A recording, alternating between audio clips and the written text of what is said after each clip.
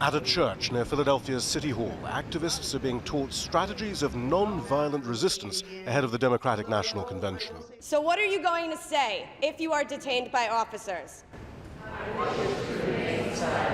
Thank you. Speakers are running through the legal rights of protesters, the need to film improper interactions with the police, and their experiences of previous demonstrations.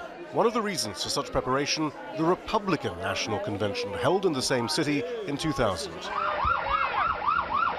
Then the police cracked down swiftly on protest, infiltrating activist groups and preemptively rounding up protesters. Some 400 were arrested, many held for the duration of the RNC, some with bail set at $1 million. Almost all were subsequently cleared of any wrongdoing. Move back! This time around, city officials say things will be different. City police will be in their regular uniforms, and rules are in place to prevent unreasonable infiltration of protest groups by Philadelphia cops. The city received a $44 million grant for security. How much of that has been spent on crowd control equipment hasn't been divulged. The police department didn't respond to our requests for an interview. But $1 million has been spent on a $5 million insurance policy that will be used to pay any fines that may eventually be paid out due to police misconduct. And we also in Philadelphia have jurors who actually care. Lawrence Krasner is a defense lawyer who helped free many of those arrested in 2000.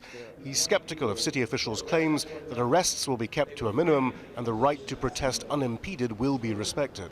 I think they're giving very mixed signals. On the one hand, they're preparing for the zombie apocalypse. On the other hand, they claim there are no zombies. You know, when you say you're not going to arrest anybody, but then you spend over $1 million for an insurance policy so you can massively violate people's civil rights, something's not matching up. Authorities hope that most of the protests will be concentrated in this park adjacent to the Wells Fargo Center. However, the American Civil Liberties Union did go to court to ensure that freedom of speech wasn't curtailed. We first negotiated, then argued, then finally sued the city over where they were going to give permits for people to speak. And now people can get permits to march anywhere in the city that is not right at the Wells Fargo Center.